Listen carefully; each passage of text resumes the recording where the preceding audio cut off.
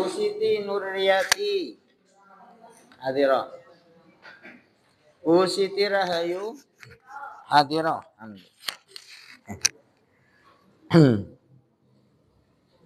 Bu Siti Sarifah hadira. Bu Siti Sugianti hadira. Bu Siti Suriah mana? Bu Siti Suriah belum ya? Pak Sugi Hartoyo hadir. Pak Suharjo hadir. Bu Sukarni ada Bu Sukarni belum? Bu Sumarsi hadir. Pak Suparman hadir. Pak Supriyo hadir. Bu Surati hadir. Pak Wargono hadir. Bu Wasmiati hadir. Bu Wigati Ningsi hadir.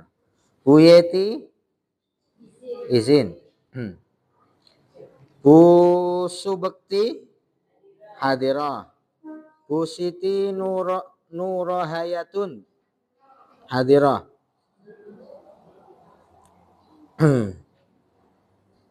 Bu Sri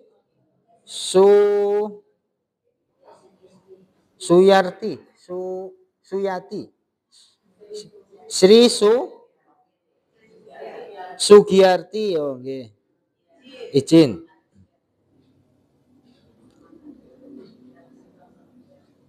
Pak Aris hadir nggih. Alhamdulillah.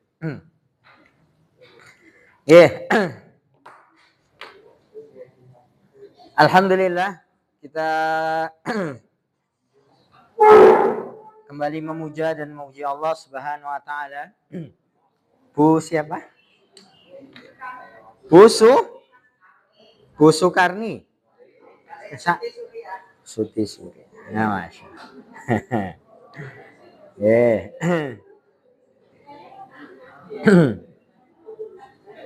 Alhamdulillah.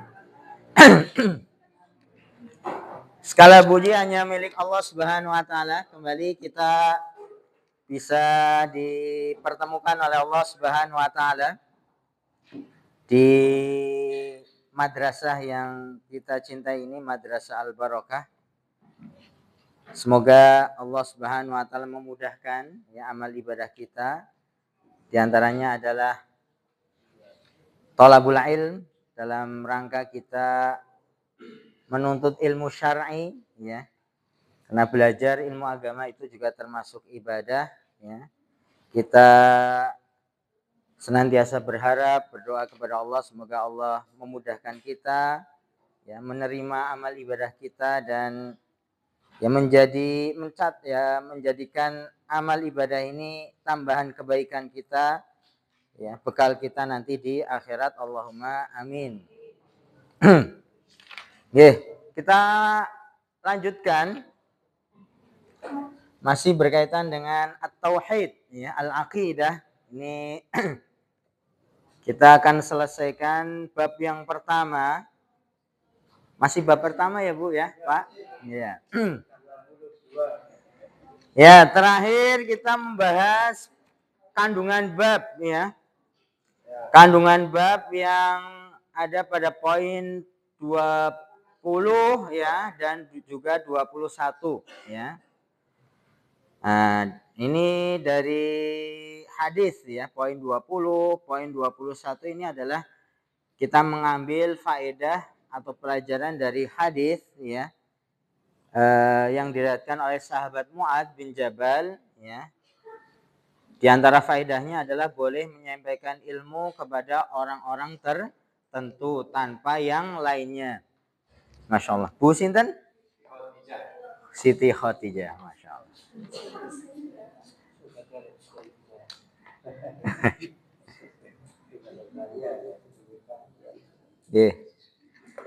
Termasuk juga poin 21 dari hadis tersebut kita diajari ya oleh Nabi sallallahu alaihi wasallam ya bagaimana Nabi sallallahu alaihi wasallam itu yang memiliki apa? Kerendahan hati, ya. Kerendahan hati Rasulullah SAW karena ketika menunggang kedelai lagi.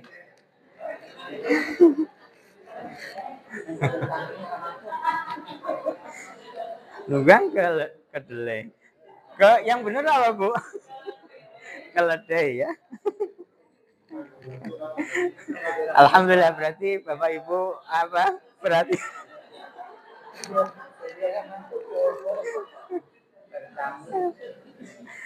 ya.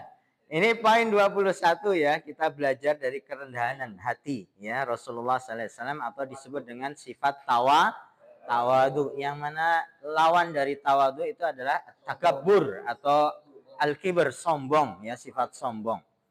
Ya, dari mana ketika Nabi menunggang keledai, beliau mau membonceng ya orang lain di belakangnya. Nah, di poin selanjutnya ini juga sama, masih kaitannya dengan bonceng membonceng ya. Kaitannya dengan bonceng membonceng. Ini disebutkan boleh ya memboncengkan seseorang di atas binatang ya. Tapi ada syaratnya, di sini disebutkan jika binatang itu kuat ya. Jadi karena zaman dahulu itu alat transportasinya adalah menggunakan hewan ya, hewan tunggangan ya. Maka ternyata boleh ya, tidak hanya ditunggangi oleh satu orang saja, bahkan lebih dari satu, tapi juga melihat kondisi dari hewannya. Jangan kemudian hewannya sudah kurus ya, kelihatan lemah, tapi malahan disuruh mengangkat atau membawa beban yang berat, kan ini kezaliman ya. Jadi kezaliman itu tidak hanya dilarang antar sesama manusia, tetapi juga bentuk kezaliman itu juga nggak boleh orang itu berbuat zalim terhadap binatang ya. Dan termasuk juga al-ihsan itu maksudnya orang berbuat baik kepada hewan, itu pun di dalam syariat kita sangat diperhatikan gitu ya. Maksudnya tidak hanya kepada sesama manusia, kepada hewan pun, orang makhluk yang bernyawa itu juga ada pahala bagi orang yang berbuat baik kepada hewan ya. Nanti di dalam hadis disebutkan fi kulli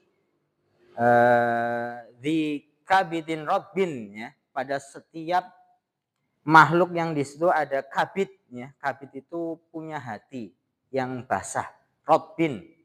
Jadi kalau hati itu basah menandakan masih hidup atau sudah mati? Hidup. Masih hidup ya. Jadi kalau masih hati, makhluk yang punya hati ya, organ hati itu ya, kemudian basah, itu menandakan masih hidup ya. Fi kulli dzikabidin rabbin, kata Nabi, ajr. Orang berbuat baik kepada setiap yang punya tadi hati yang masih basah alias hidup, maka di situ ada apa? Pahala. Ya nggak hanya manusia berarti, termasuk juga kepada hewan. Bahkan nanti disebutkan di dalam hadis ya, bagaimana orang yang berbuat baik kepada hewan itu bisa menjadi wasilah dia masuk ke dalam surganya Allah Subhanahu wa taala. Ya. Mungkin Bapak-bapak, Ibu-ibu pernah mendengar hadis ya. Hadis seorang wanita pezina yang kemudian memberi minum kepada seekor anjing. Kalau kita perhatikan hadis itu ya, ini kan sebetulnya cerita itu terjadinya bukan di zaman Nabi. Jadi Nabi menceritakan kejadian dulu ya, sebelum Nabi. Ya, makanya disebutnya adalah Israiliyat ya. Israiliyat itu maksudnya kejadian-kejadian yang dialami oleh Bani Israel. Bani Israel itu kan Ya sebelum Nabi kita, Nabi Muhammad SAW. Ya. Di antara cerita itu, dan itu disebutkan oleh Nabi, berarti kan kalau Nabi menyebutkan, kemudian mengabarkan, itu kan sesuatu yang memang terjadi gitu ya. Jadi ada istilah apa? Kisah-kisah Israiliyat ya. Israiliyat. Ini ya kisah-kisah yang terjadi sebelum diutusnya Nabi kita Nabi Muhammad SAW. Pada asalnya kalau berkaitan dengan Israiliyat ya kisah-kisah zaman dahulu itu sikap kita adalah tawakuf. Apa itu tawakuf? Saya tuliskan tawakuf. Qaf ya. Tawakuf kalau bahasa Arabnya at-tawakuf. At-tawakuf ya. Tawakuf itu artinya enggak mempercayai dan juga tidak menolak alias tidak lawannya mempercayai itu apa? Mengingkari gitu ya. Jadi pada asalnya kalau kita mendengar gitu ya kisah-kisah Israiliyat sebelum zaman Nabi kita Nabi Muhammad SAW berkaitan dengan Bani Israel dan seterusnya, ya itu adalah sifat kita apa? Tawakuf alias nggak mempercayai dan juga tidak mengingkari gitu ya. Tetapi kalau itu kemudian disebutkan oleh Nabi alias ada penegasan dari Nabi kok menceritakan akan perkara tersebut, maka ya berarti apa? Percaya atau mengingkari?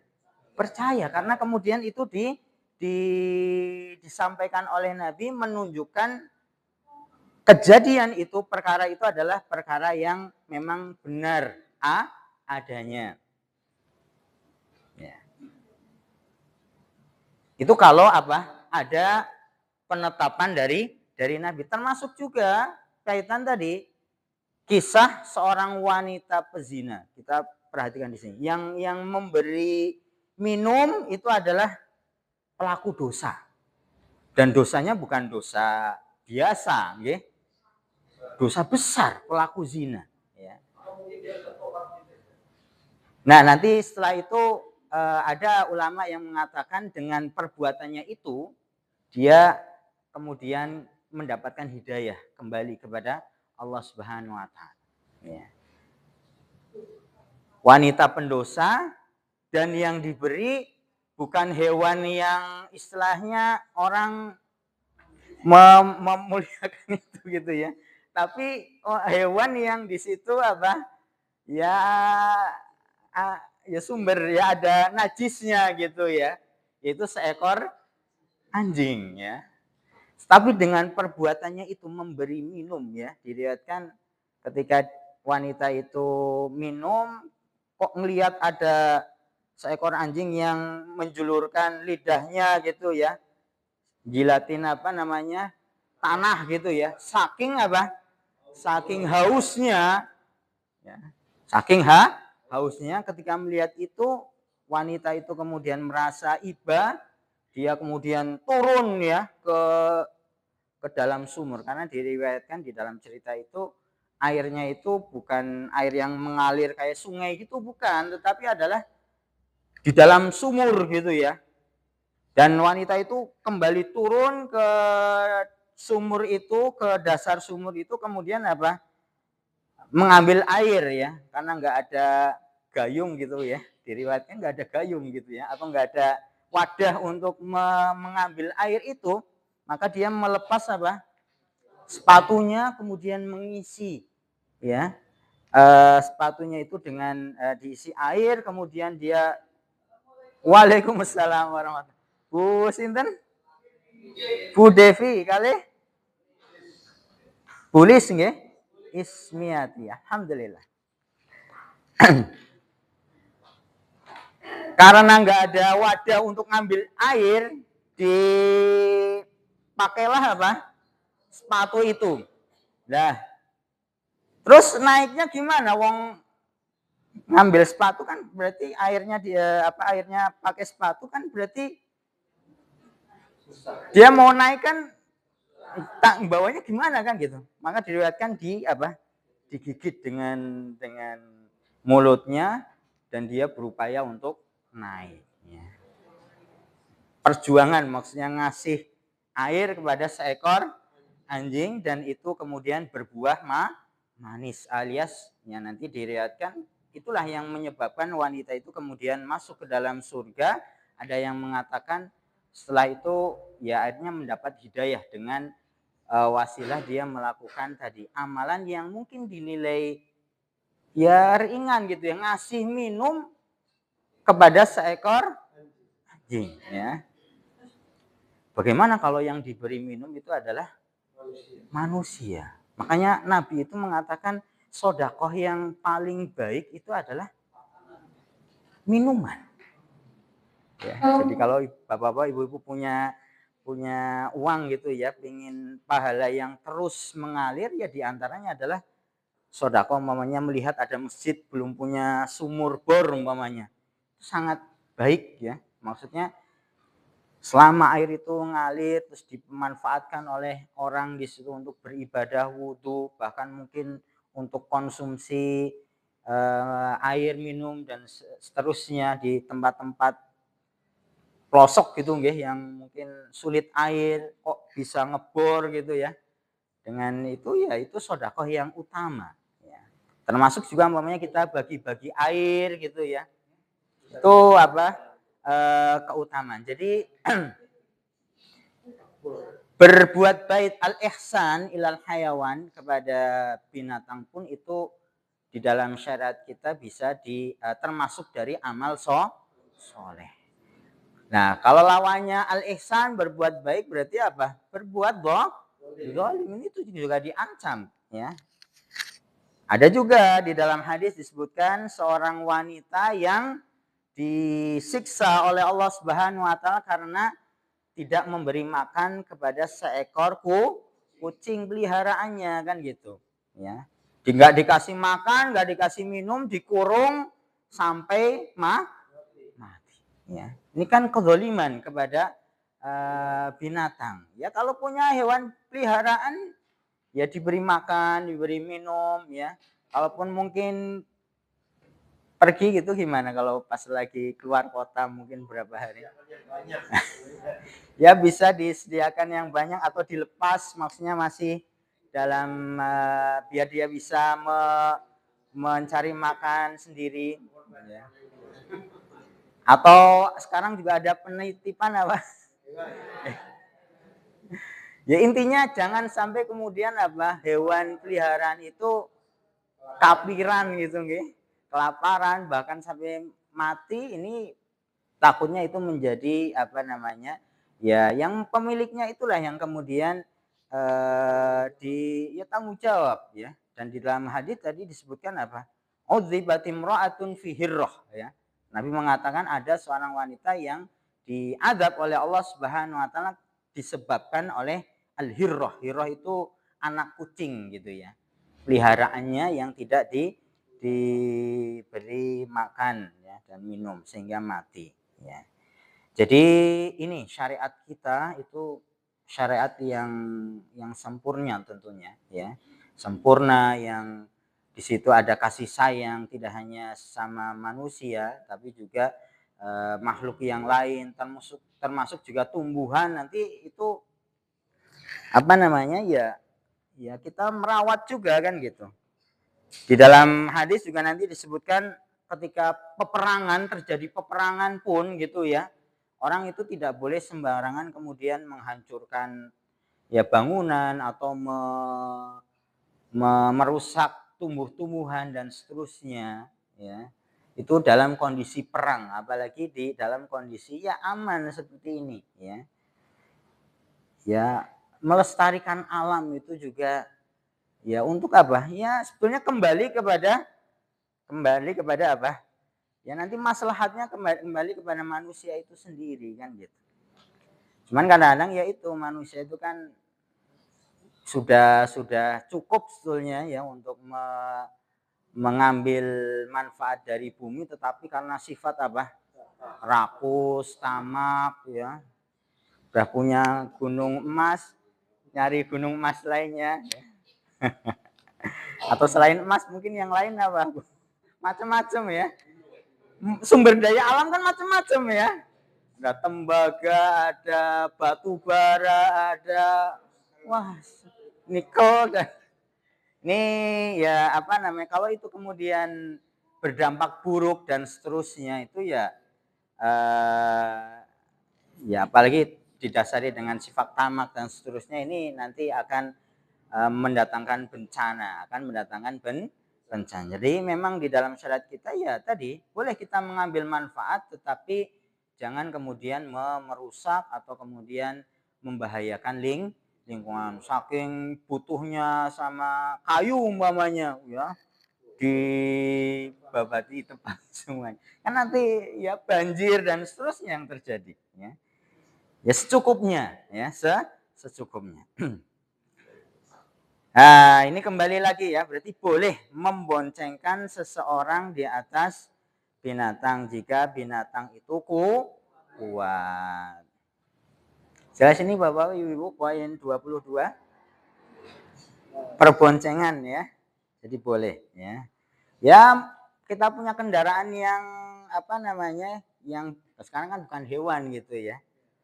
Tapi tidak menutup kemungkinan bisa jadi mungkin di masa yang akan datang lagi mungkin nggak ada minyak gitu ya, atau hilang minyak itu dan seterusnya, bisa jadi kembali lagi ke masa-masa apa menggunakan ya binatang tadi, hewan tunggangan ya.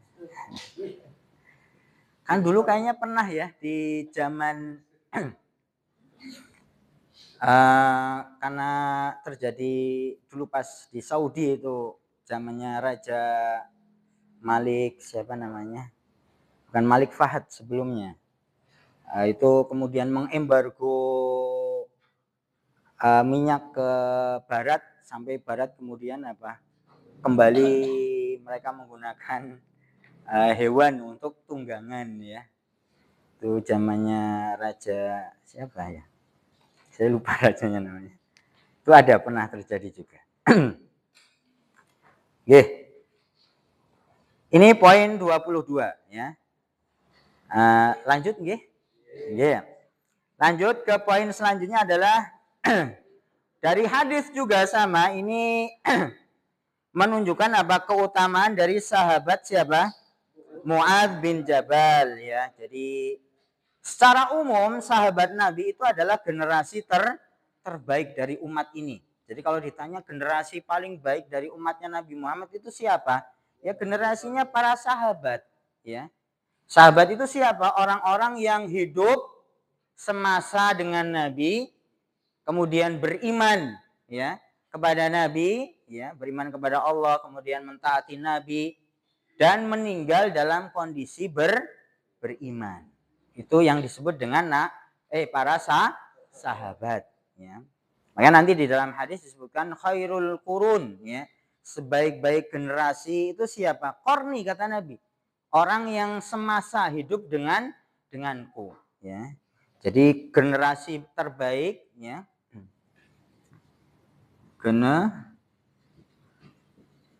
Generasi terbaik ya. Baik, itu yang pertama adalah apa? Para sahabat ya. Kemudian yang kedua, setelah sahabat disebutnya apa, Bapak Ibu? Tabiin ya. Mungkin pernah dengar ya kata-kata tabiin ya. Tabiin. Tabi itu orang, tabi itu dalam bahasa Arab itu artinya yang mengikuti. Jadi orang-orang generasi setelah para sahabat yang mengikuti sahabat gitu ya. Nah, tabiin ini adalah generasi setelah sahabat ya, yang mengikuti para sahabat dan dia mengikuti Nabi SAW ya. Karena Nabi juga mengatakan khairul quruni qarni yaitu generasi yang hidup semasa denganku, sumalladzina yalunahum, kemudian generasi setelahnya. Kemudian yang ketiga disebutkan oleh Nabi setelah tabi'in, disebutnya adalah tabi'ut tabi'in. Tabi'ut tabi'in. Tabi'ut tabi'in. Tabi itu mengikuti, orang yang mengikuti para tabi'in, atau di sini disebutnya para tabi'in ya. Para tabi'in ya. Oh, ini para pengikut tabi'in ya. Pengikut tabi'in. Ya, ini nanti dari golongan tabi'in, tabi'ut tabi'in ini muncul para ulama besar ya. Nanti ada, mungkin pernah mendengar Imam Abu Hanifah, terus Imam Malik, Imam Syafi'i, Imam Ibnu Hanbal, ini nanti tabi'ut tabi'in ya, pengikutnya para tabi'in. Ya, memang mereka adalah orang-orang generasi terbaik ya. Orang-orang berilmu, orang-orang yang ibadahnya juga baik ya, bersemangat di dalam beribadah ya. Dan itu dipuji oleh Nabi, maksudnya mendapatkan pengakuan dari Nabi. Sebaik-baik generasi itu adalah para sahabat yang hidup sama-samaku, kemudian setelahnya yaitu tabi'in, dan summalladzina yalunahum, orang yang hidup generasi setelah tabi'in. Ya. Apakah setelah ini nggak ada para ulama? Ya ada kan gitu. Tetapi 3 generasi inilah yang kemudian itu memiliki keutamaan. Nah, atau yang biasa disebutnya adalah para orang-orang soleh terdahulu. Ya, disebutnya apa? Salaf ya. Salaf itu artinya orang terdahulu. Mungkin pernah dengar salafus soleh gitu ya. Kalau salaf itu secara bahasa memang artinya yang dulu gitu ya. Kan ada pesantren-pesantren salaf. Nah, itu berarti modelnya model istilahnya bukan modern, berarti apa lawannya modern? Ya kuno lah gitu ya. Sistem ngajinya mungkin nggak di kelas kayak gini, tapi sistemnya mungkin halakoh itu ya. Nah, ya, nah, itu yang disebut dengan salaf dulu gitu ya. Nah, ini kalau ini generasi ini disebutnya adalah salafus soleh ya. Generasi soleh yang terdahulu. Salafus soleh pakai hak ya. Ini generasi terbaik dari umat ini gitu ya. Salafus soleh ya.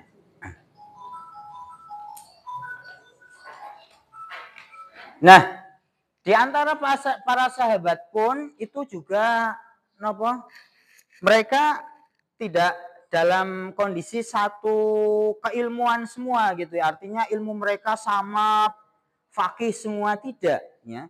Tetapi di antara para sahabat pun ada orang-orang yang menonjol gitu ya, memiliki kelebihan dibandingkan dengan sahabat yang lain.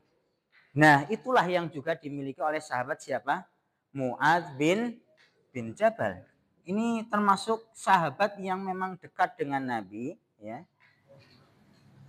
Mu'adz siapa? bin Jabal ya. Jabal artinya apa? Jabal itu artinya gunung ya. Mu'adz anaknya gunung ya, maksudnya nama orang gitu ya. Ini sahabat yang terkenal ya, terkenal dengan kesolehannya dan juga termasuk dengan ilmunya ya. Bahkan disebutkan ketika Nabi itu mengutus para sahabatnya ke wilayah lain selain di Madinah ya. Ada yang dikirim ke Syam, ada yang dikirim ke Yaman untuk berdakwah. Maka di antara yang dikirim adalah ini sahabat siapa? Mu'adz bin Jabal, ya. Dan dikirimnya itu ke Yaman, ya. Yaman itu di mana sih? Ada yang pernah ke Yaman, Bapak? Ada yang keturunan orang Yaman mungkin ya. Yaman dulu. Yaman dulu ada Yaman sekarang. Ya, mungkin kalau kita dengar apa namanya berita mungkin ya akhir-akhir ini ada apa namanya Yaman itu tempat ya apa namanya ada konflik dan seterusnya gitu ya.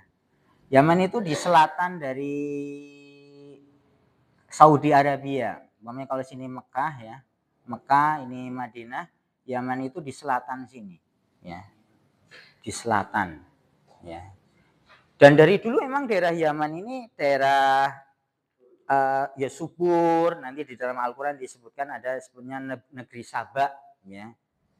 Karena nanti diceritakan juga di dalam Al-Quran ada apa namanya istilahnya bendungan, ya, bendungan sungai yang besar yang kemudian dengan bendungan itu ya tanah-tanah di sekitarnya menjadi subur dan seterusnya, ya.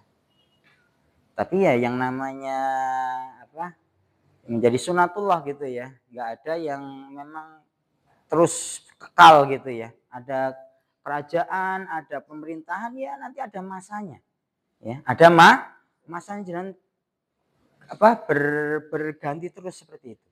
Ya Islam juga sama dulu zaman Nabi, zaman para sahabat, kemudian Khulafa Rasyidun, ya. Dan nanti setelahnya ada zaman Abbasiyah, Umayyah itu punya masa kejayaan sendiri-sendiri.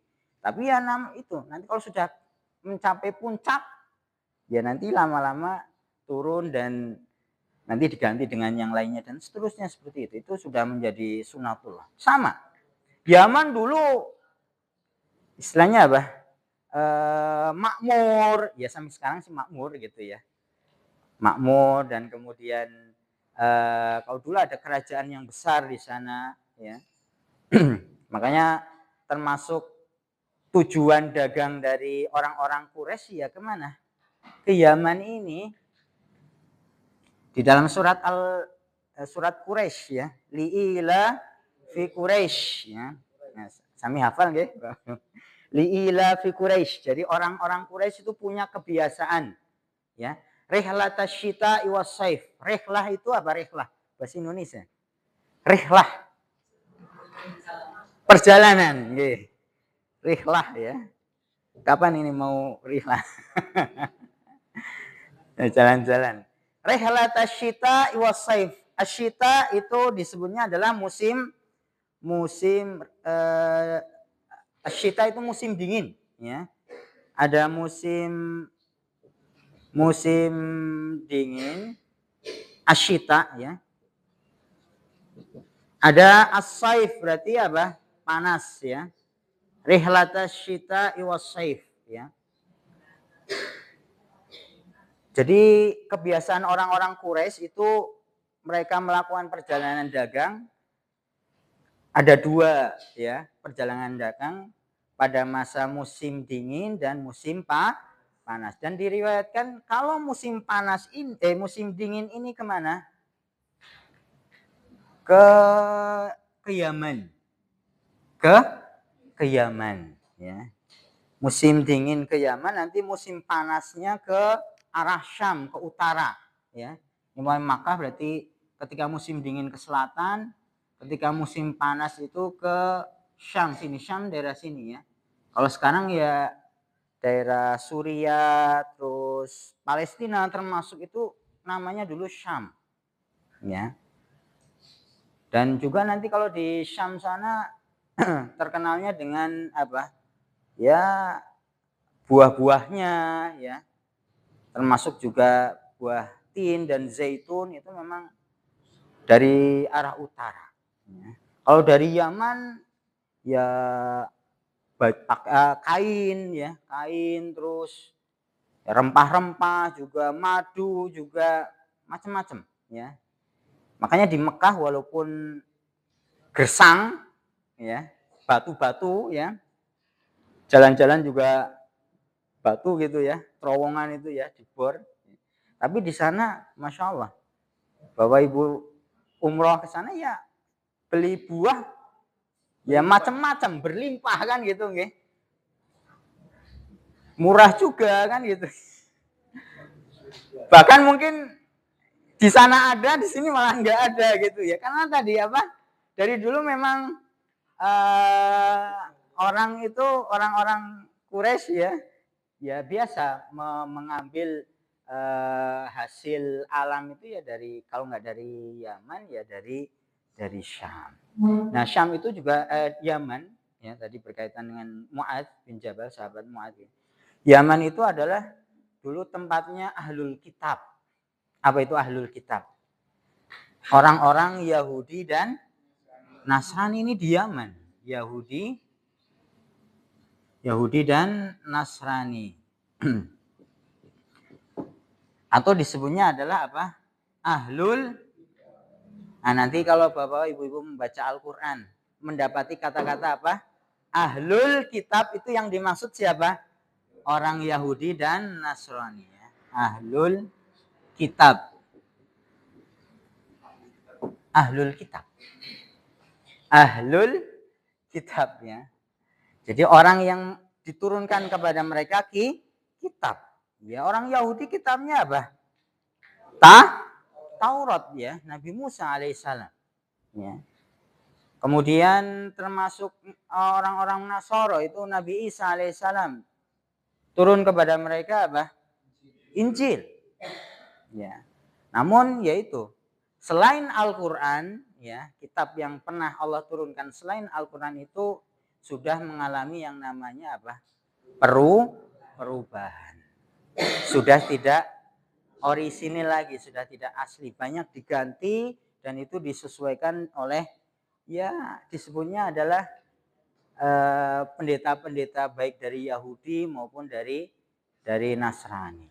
Dan ketika turun ya wahyu kepada Nabi ya syariat Islam, maka kewajiban orang-orang sebelum Nabi ya yang itu orang-orang Yahudi dan Nasrani dia harus apa?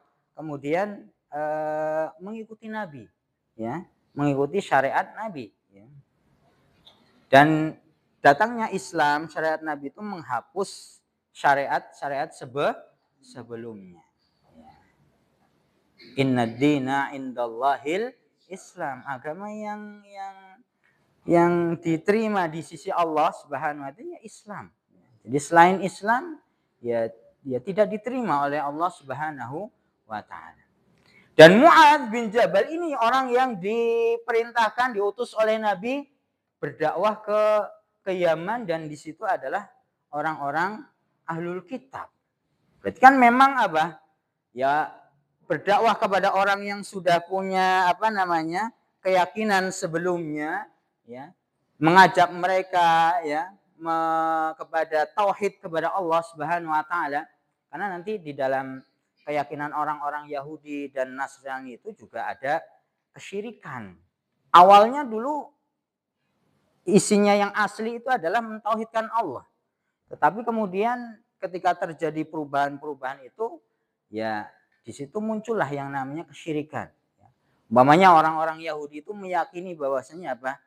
Allah itu punya anak. Ya. Orang Yahudi mengatakan bahwa Uzair. Nanti di kisah di dalam Al-Qur'an juga ada kisahnya Uzair ya. Mereka meyakini apa? Uzair itu anak Allah Subhanahu wa taala. Nah, ini kan bentuk apa? Kesyirikan. Nanti orang-orang Nasrani juga sama ya. Nah, menganggap Nabi Isa itu adalah anak Tuhan gitu ya. Ini kan bentuk apa? Kesyirikan. Karena tadi padahal di dalam kitab yang asli itu ya Nabi Isa alaihissalam bukan mengajak untuk menyembah dirinya, tetapi mengajak kepada apa? Beribadah kepada Allah Subhanahu wa taala ya. Sampai diberi mukjizat apa Nabi Isa. Macam-macam ya Nabi Isa ya. Bisa menyembuhkan penyakit apa? Lepra gitu ya. Bahkan yang buta bisa dikembalikan, bahkan yang mati bisa dihidupkan. Tentunya itu atas kuasa dari Allah Subhanahu wa taala, ya. Namun itu bukan kemudian apa namanya? Mukjizat itu bukan untuk mengajak orang menyembah dirinya, bukan, tetapi itu memang untuk menunjukkan kekuasaan Allah, ya. Karena setiap nabi itu punya apa? Punya diberi bekal gitu nggih. Kelebihan yang tidak dimiliki oleh manusia biasa. Dan biasanya mukjizat itu sesuai dengan kondisi masyarakatnya. Karena kalau Nabi Isa alaihissalam itu diriwayatkan kondisinya adalah ketika orang itu maju di dalam masalah kedokteran, ya. Zamannya Nabi Isa itu sudah orang sudah tahu gitu ya masalah kedokteran, ya. Maka diberilah mukjizat yang itu nggak bisa dilakukan oleh dunia kedokteran. Itu apa tadi? Seperti menghidupkan sesuatu yang mati. Ya. Ya. Ya nanti kalau kita lihat seperti itu, ya apa yang diberikan oleh Allah kepada para nabinya itu ya biasanya sesuai dengan kondisi dari kaumnya. Termasuk Nabi kita Nabi Muhammad SAW, mukjizat paling besar apa? Al-Quran. Karena memang kondisi bangsa Arab pada saat itu terkenal dengan apa? Fasohah. Fasohah itu artinya apa? Sastra gitu ya. Orang-orang Arab sebelum Nabi diutus sebagai Rasul itu terkenal dengan ya mereka mengunggulkan masalah tentang tadi bahasa gitu ya. Jadi sastra, ya. Mereka pintar kalau untuk apa namanya memuji dengan kata-kata yang indah dan seterusnya. Itu orang-orang Arab dulu seperti itu, ya. Bahkan setiap nanti kalau dilihat di sejarahnya juga, ya. Itu setiap kabilah siapa? Ya kaum gitu ya di bangsa Arab itu biasanya punya penyair andalan, ya. Punya penyair andalannya masing-masing, ya. Bahkan nanti saling apa diadu, ya. Itu sebelum Islam tuh, sebelum Al-Qur'an turun itu kondisinya seperti itu. Maka Allah turunkan Al-Qur'an yang itu ketika ditantang gitu ya, bisa nggak kalian membuat seperti yang ada di dalam Al-Qur'an? Nggak usah banyak-banyak, satu ayat saja. Dengan kondisi mereka yang memiliki kemampuan bahasa yang tinggi itu ternyata tidak mampu, ya. Itu apa namanya? Yaitu tadi Al-Qur'an itu adalah mukjizah, kalamullah, ya, perkataan Allah yang manusia nggak akan bisa mampu menandingi perkataan Allah Subhanahu wa taala. Makanya disebutkan oleh para ulama Al-Qur'an itulah mukjizat yang paling besar dari Nabi kita Nabi Muhammad sallallahu alaihi wasallam. Ya.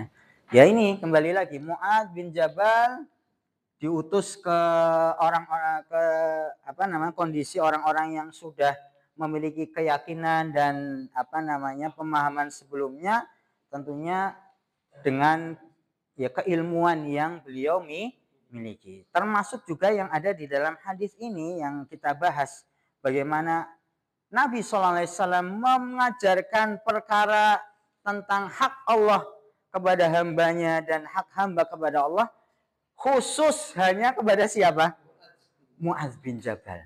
Yang lainnya nggak ada yang dikasih tahu gitu ya. Nah, maka ini kaitannya juga dengan poin yang 24 ini, ya. Poin ke-24 bahwa tauhid mempunyai kedudukan yang sangat besar, ya. Perkara tauhid itu adalah perkara yang sangat besar, yang mulia di dalam syariat kita. Bahkan itu inti dari syariat kita, agama kita, ya. Yaitu orang mentauhidkan Allah, hanya beribadah kepada Allah dan tidak berbuat syirik. Itu adalah inti dari syariat Islam, ya.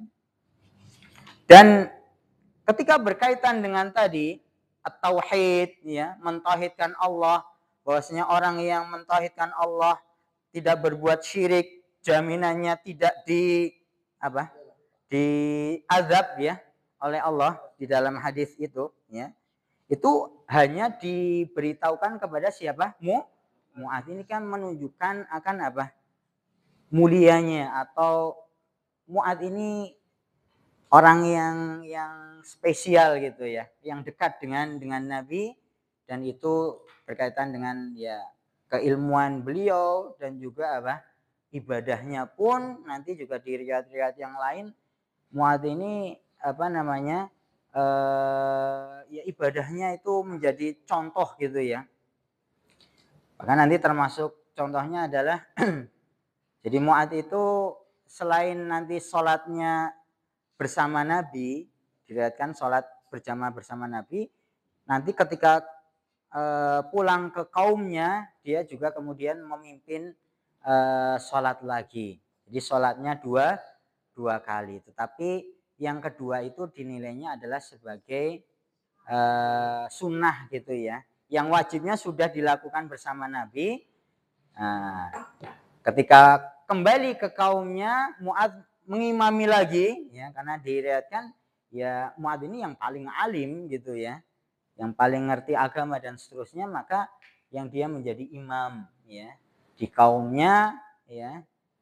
Tapi itu bukan sholat yang berarti maksudnya bukan mengerjakan sholat wajib 2 kali, tetapi yang satunya adalah bentuknya sunnah.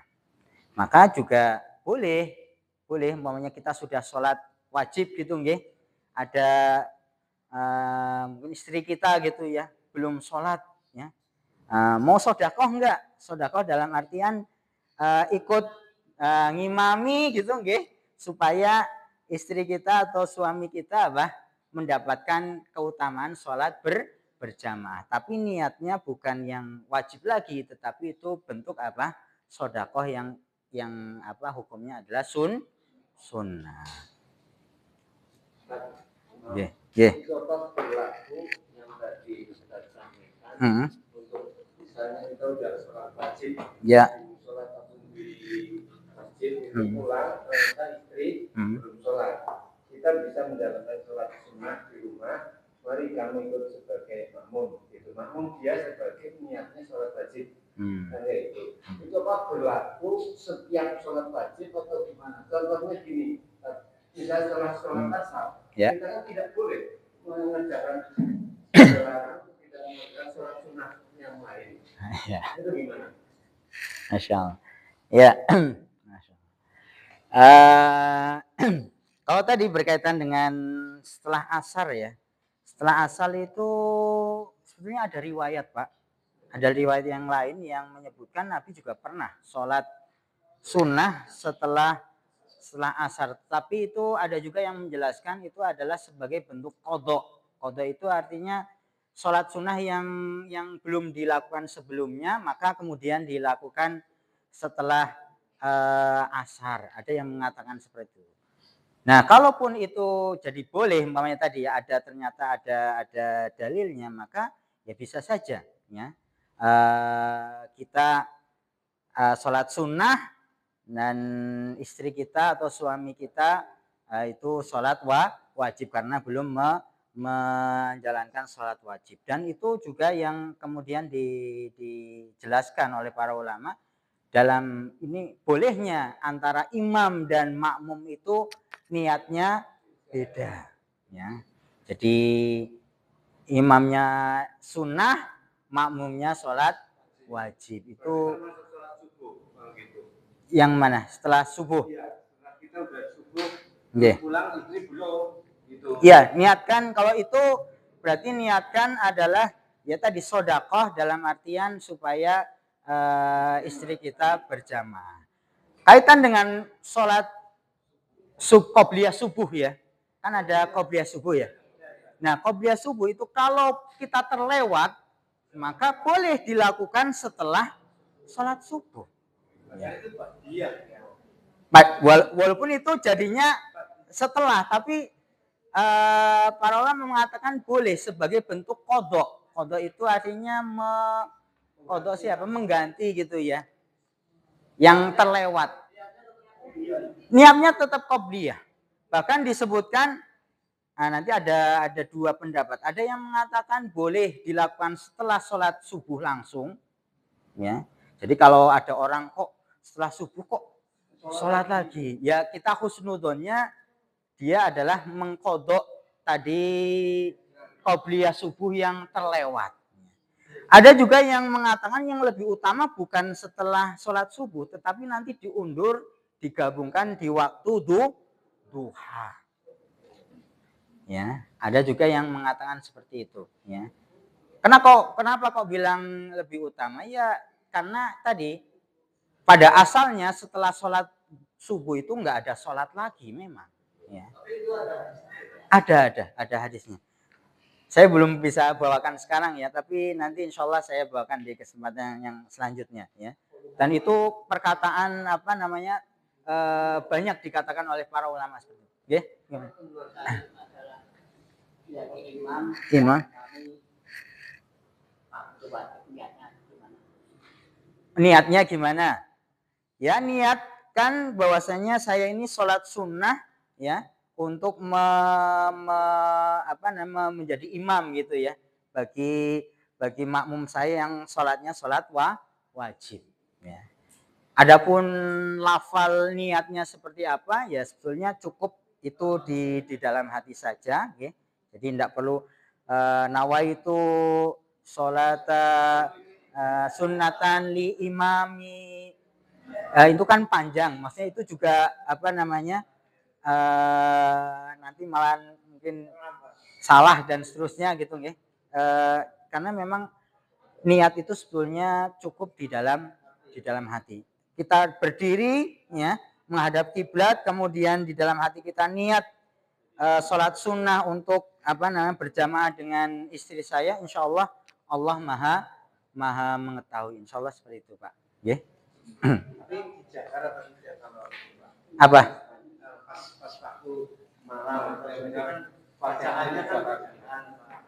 Yang pas malam.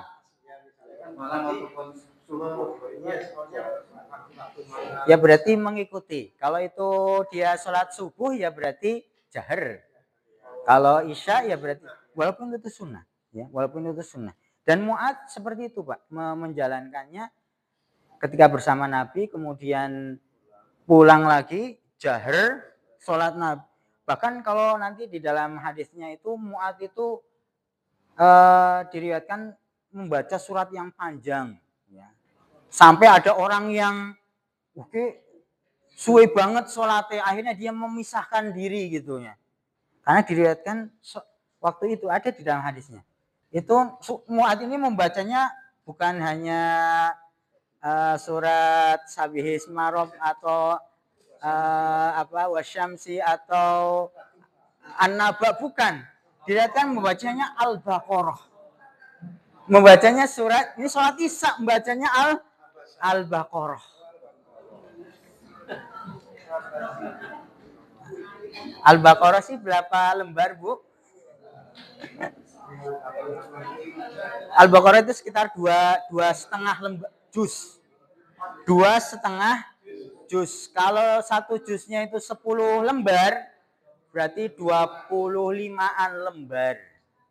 Satu juz itu biasanya ya kalau cepat baca itu setengah jam. Sampai 1 jam.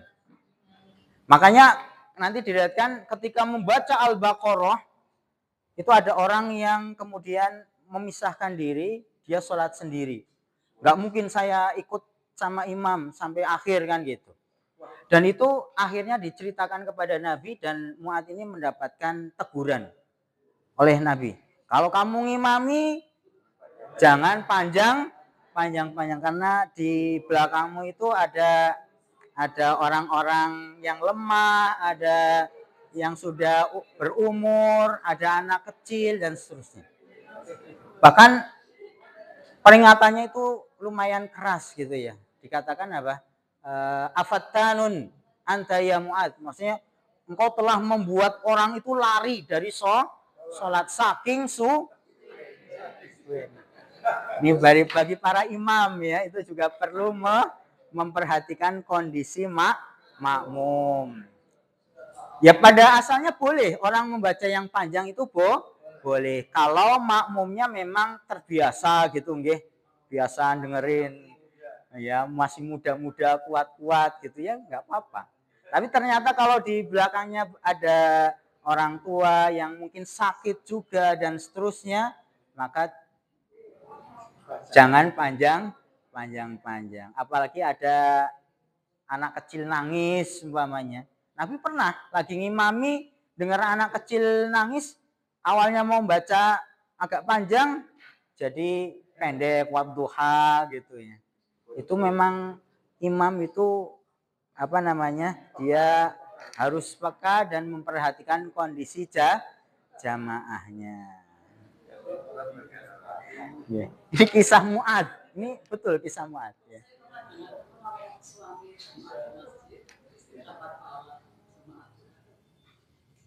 Wallahu alam, saya belum ikut dapat pahalanya ya. Ya wallahu alam, saya enggak belum tahu. Ya mungkin kalau itu tahun ya, tahun membantu suami menyiapkan dan seterusnya, ya bisa jadi dia dapat pahala. Tetapi kalau tadi khusus ya, maksudnya suami istri yang apa namanya suaminya berjamaah di masjid itu istrinya juga akan mendapatkan pahala jamaah. Nah ini kan butuh keterangan dari Nabi kan gitu. Jadi ketika kita meyakini akan keutamaan sesuatu itu memang butuh apa namanya keterangan dari Nabi. Nanti coba saya carikan dulu nggih Bu. Semoga saja betul kan gitu. Semoga saja betul ada hadisnya Nabi pernah mengatakan itu kan gitu. Kalau itu ada hadisnya berarti kita iya betul. Itu nanti kita apa namanya kita cek gitu ya. Karena berkaitan dengan keutamaan sesuatu itu juga butuh yang namanya ada pedomannya, maksudnya Nabi mengatakan itu atau tidak ya. Ketika mau meyakini membaca bisa surat Al-Fatihah umpamanya bisa untuk meruqyah, punya keutamaan apa namanya yang lain gitu ya. Itu memang ada dalilnya, ada dasar-dasarnya kan.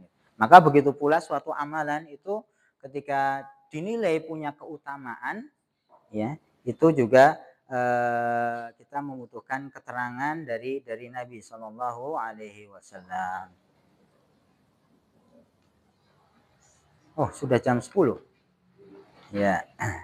Jadi insya Allah kita sudah selesai ya Bapak Ibu dari bab yang pertama ya. Jadi hari ini 3 poin ya, boleh membonceng seseorang di atas binatang jika binatangnya itu kuat ya. Yang kedua keutamaan sahabat siapa Mu'ad. Tadi kita bercerita gitu ya berkaitan dengan Mu'ad ya. Dan banyak ya. Maksudnya tidak hanya Mu'ad ya yang punya keutamaan keilmuan ya seperti yang lain seperti Abdullah bin Abbas ya.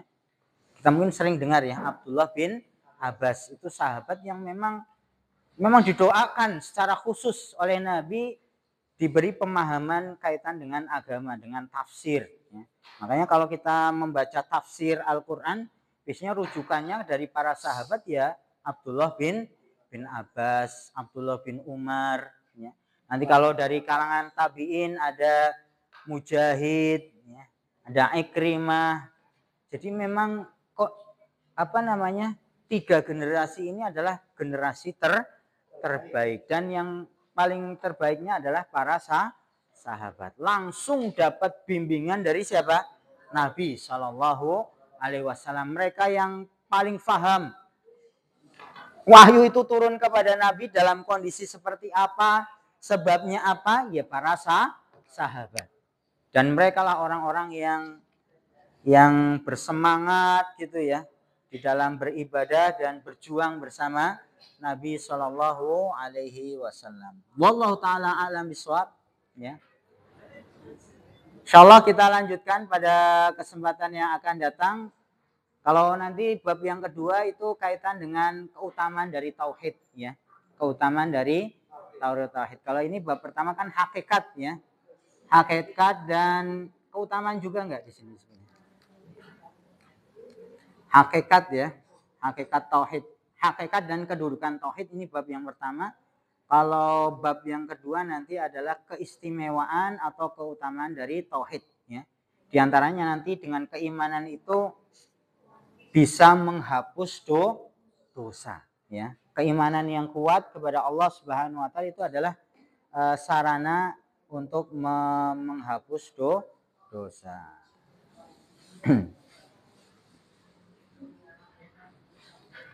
Cukup Bapak-bapak, Ibu-ibu?